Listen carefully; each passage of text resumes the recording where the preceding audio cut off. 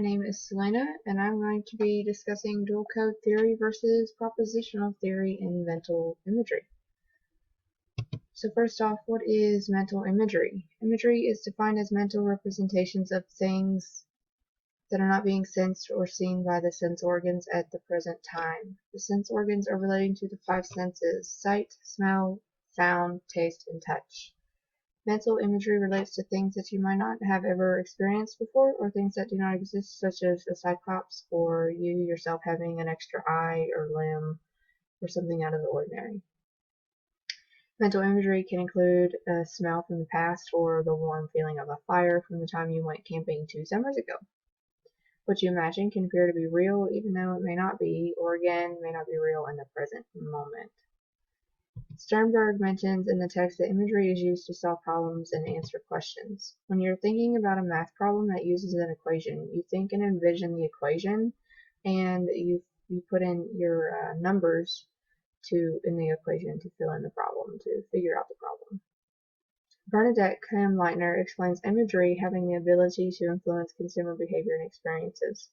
She states when something has been processed vividly, the more it is liked by the individual, the chance of action upon the mental imagery is higher.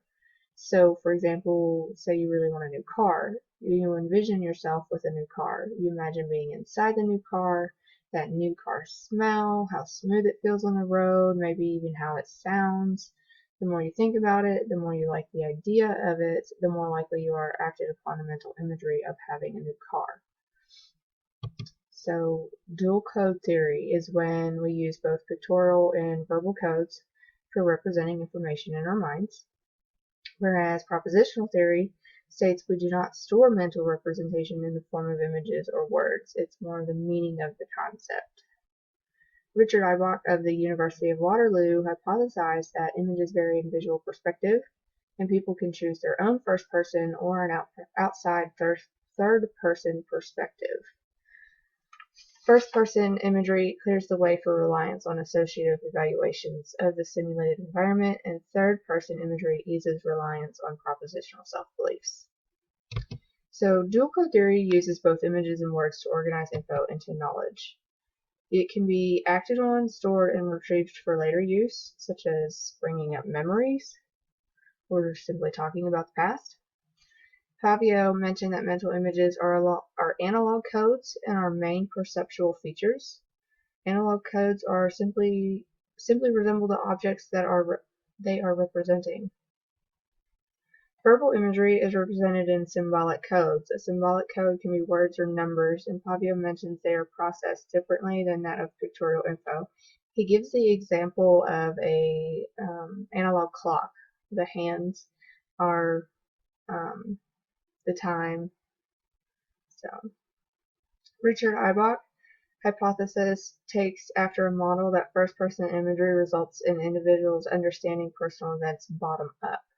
Bottom up is when your perception starts with the stimuli whose appearance you take in through your eyes, according to Sternberg. Propositional theory is similar to dual code theory in my opinion, but it states that we do not store mental representations as images or words in our minds. Instead, we experience them as images, but they are secondary and imitative phenomena that occur. Table 7.1 is a good example as to what propositional theory is. Sternberg states, propositions is just meaning underlying a relationship among concepts. Taka explained in his video the generic code stores the meaning of the concept and that we do not store perfect images that dual code theory sort of implies. Richard Ibach explains that his hypothesis on third-person imagery leads people to understand personal events top-down.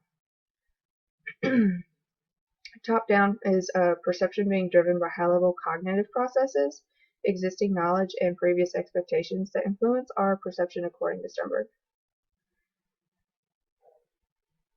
Ibach states that this is in abstractions that include the imagined event with propositional beliefs about their personal identities, such as individuals' traits, values, preferences, and so forth.